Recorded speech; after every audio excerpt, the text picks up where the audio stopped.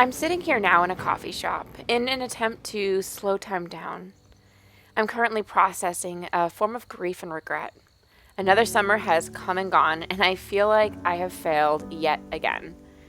It was just spring, a season filled with hopes and ambitions of all that I would accomplish. Then one morning, I walked out my door, and it's fall. I feel like I just woke up from a hibernation and have discovered I missed out on months. Like, what happened? I did not accomplish much of anything I had hoped. My horses didn't advance in their training. If anything, they regressed because I didn't work with them. I feel like I was just a caretaker for them. I didn't enjoy my summer. I didn't participate in the summery activities I love. I'm especially sad I only swam once this summer. Instead, I felt like I was just surviving. Figuring out the logistics of care just took all of my energy. This summer, I struggled with depression. And it took me a while to identify it, truthfully. I feel like I was failing at a lot. I was not succeeding with my horses, not enjoying the season, not doing well at maintaining relationships. I felt like I was a bad friend and a bad family member. I did all work and essentially no play. And it upsets me. It saddens me. I'm saddened by the loss of summer. I feel as though my depression and discouragement stole summer from me. I truly feel like I just woke up, and now it's over.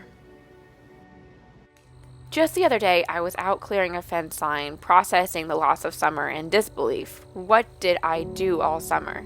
And then it hit me. This is what I did all summer. A huge amount of my summer was exactly this, clearing and fixing fencing in multiple locations. I further developed my own property, clearing and adding an additional pasture, and bringing in a shed. This was done in an effort to improve my daily logistics and, in a small way, ease the burden of my day-to-day struggle. Somehow, I managed to have horses in 2 and sometimes 3 locations. I also had 2 sponsored trips this summer to Las Vegas and Kentucky for Mustang shows. I worked hard at studying and practicing various elements of storytelling, which I'm sure you'll see more of in the future.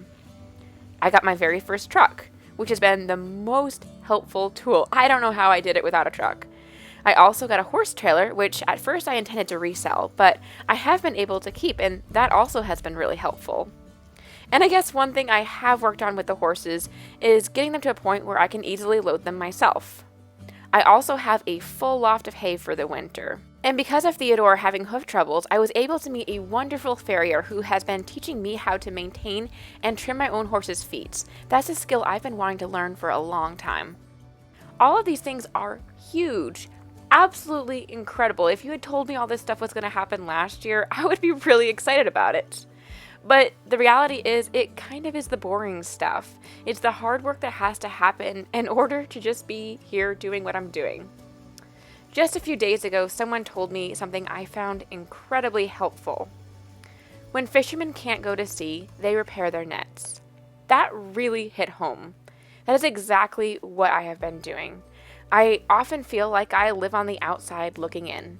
I go to events, but I never actually have participated in anything. Ever. I'd love to be actually riding and doing more with the horses. But the fact is, I am preparing. And I have been for years. Last year, I published a video on failure. At the time, I had just hit 50,000 subscribers. And it was on my heart to give a truthful glimpse of reality behind the screens. The funny thing is, it's as if I created the video yesterday because at the time, I was feeling burnt out and discouraged. And I have still been stuck in that very same rut. The difference is at the time of the video last year, I thought I had been in this season for a long time. And now it's been an additional year. Being stuck in that rut for so long has led to long-term burnout, discouragement, and finally depression. But hearing that quote on repairing nets was exactly what I needed to hear.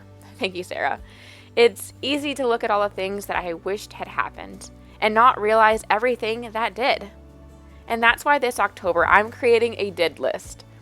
I do a lot, and often things pop up on the outside of my to-do list, so next time I look back and wonder what I've done with myself, I'll look at my did list.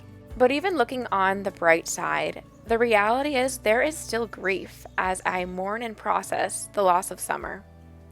I am determined to make the most of the month ahead, but I'm still grieved that I missed out on so much. But September 30th, I turned a few pages. I changed my calendar from April to May, June, July, August, September. And I kept it there for one day, and then the next day I changed it to October. That turning of the page really does feel like a fresh start. I'm starting to feel my creativity and inspiration slowly returning. I'm trying to reset my sights and my focus, and as a believer, trust God with His plan for my life. As I'm assembling this video, I just opened Facebook and I couldn't believe what I just saw. The very first thing on my screen was this quote: "Occasionally, weep deeply over the life you hoped would be. Grieve the losses. Then wash your face, trust God, and embrace the life you have." John Piper. I can't help but feel that perhaps this quote was meant for more than just me.